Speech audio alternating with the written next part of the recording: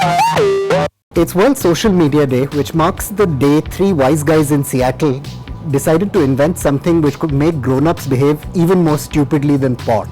So I'm not being judgmental about selfie culture. Now, the first thing that comes to my mind when I listen to horrific tales of suffering from rape victims isn't taking selfies of myself with them, and today I've learned that makes me kind of old-fashioned. I look at the bright side of things though. Without social media, who'd ever have got an Indian Prime Minister to dress like this?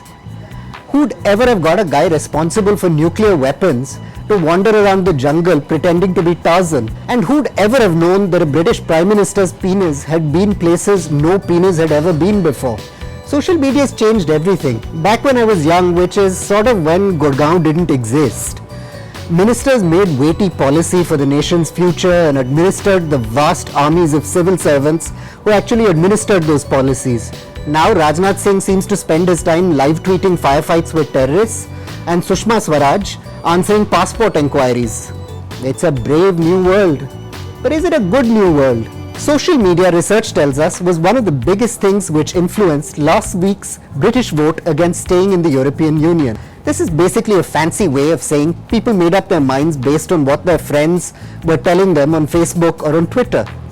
But right after the vote, when the markets tanked, masses of people were going on to Google trying to find out what the European Union actually was. Food for thought on Social Media Day? Social media is fantastic for sharing stuff you'll hope everyone's forgotten about 6 hours later. For everything else, there's Google.